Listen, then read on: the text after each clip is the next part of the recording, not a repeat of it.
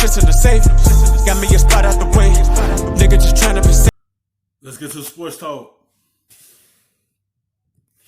LaVine scoring 40 last night. Chicago, though, still lost by 2 to Chris Paul's Thunder. The Bulls have, in fact, lost 9 of their last 10. The frustration does seem to be mounting for Zach LaVine. Despite attempting 35 shots, LaVine only took 3 free throws.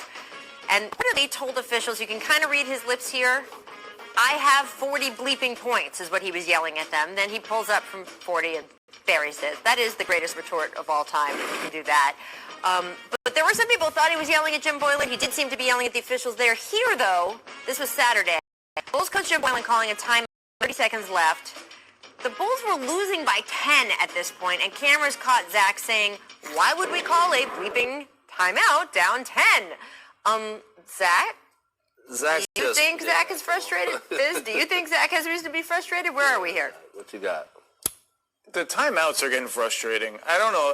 As a coach, like This it's is why I'm going to ask him first, because you got to step up and defend coaches. I knew what he was going to say. It's almost like, is he doing a bit? Like, why is he still? This is like it's like an avant-garde art project going on.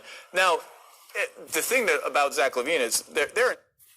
The simple fact is, when you keep losing every season, you tend to get frustrated. After a while, you will.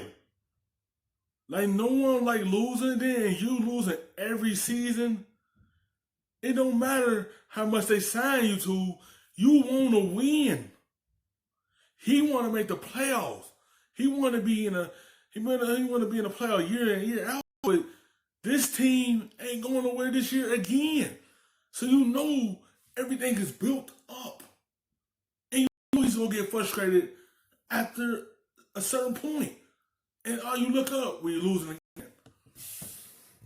Entire starting front court is injured. People are forgetting this in all the Bulls sort of ridicule. Otto Porter, Lauri Markkanen, and Wendell Carter Jr. all injured. Like, it's just going to be hard for any team to be any good with that happening. No doubt about it. So why do coaches do this?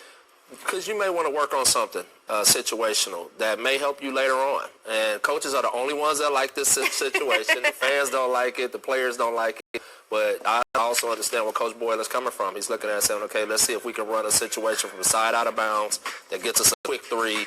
Maybe we foul, stretch the game out. And you just try to build in an in-game situation to help your team maybe down the line. But, and, you know, it's frustrating for these kids. But, you know, as someone who's really good at sort of reading the room and keeping the mood, like, when you're starting to sense that your players are getting embarrassed or annoyed by this, like, let's take a break from it. Like, let's hold off on it for a while. And like, this is not a new thing. This has been simmering for 6 weeks now, and it's like, just ease up.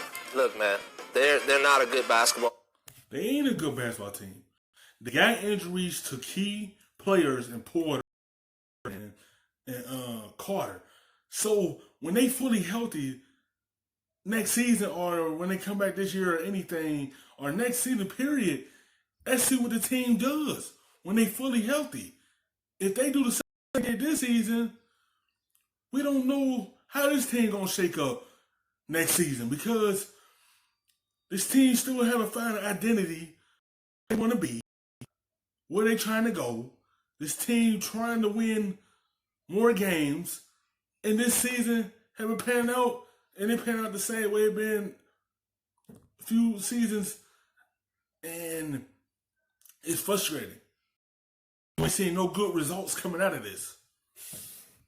Team overall from a record standpoint, so I don't think they can have any type of ego or luxuries about how the coach is trying to make them a better team. I don't know. I mean, to Zach's point, they've had a bunch of guys injured, so the guys who are still out there, I think, are carrying a really heavy load. And Jim Boylen did say to the media in Chicago, very similar to you, he said, in that case, he said he had a 3-point play, he wanted to work on that sort of thing.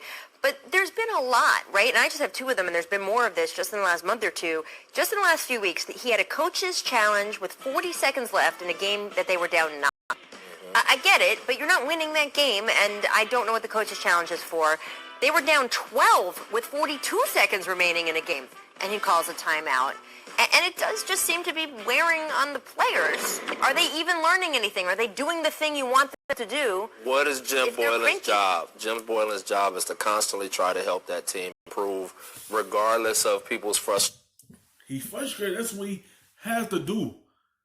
That coach need to figure out how to put these players together and put a good winning situation together.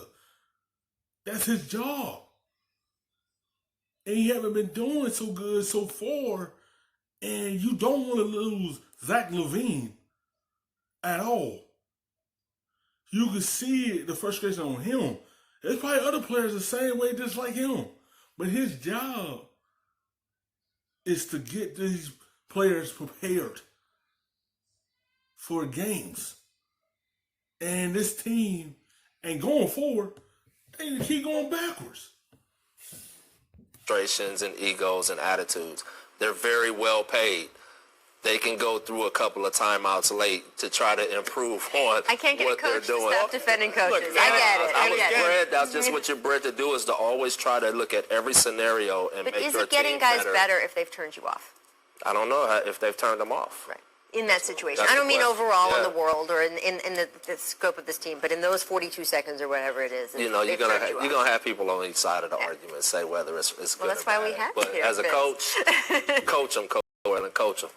I just think it's important to remember, and the Bulls are becoming like this circus everyone is making fun of for good reason. Like, with those kind of injuries, they just don't have a chance to be good. Yeah. No matter timeouts, no timeouts, mood of the locker room, whatever. They don't have enough talent to win. That's what I was saying. Like, injuries stop your whole season. Because you don't know how this team gon' gel together when everyone is hurt. Players on top of that. 3 of them. So this team had to throw players in there in their position because the key pieces are out. And they got to play a large part of minutes that they probably not used to. And everything is just like a toss-up, man. It's just like injuries slow down a lot of things for your seasons. A lot of games right now. All the other stuff is real and it's important to talk about, but like, just remember who they're playing right now. That's fair. And by the way, to clarify, our reporter, Eric Woodyard, has an update for you. In regards to last night's viral video, Zach LaVine just confirmed to me he wasn't talking to Bills coach Jim Boylan or the officials. He was talking trash with OKC's Dennis Schroeder.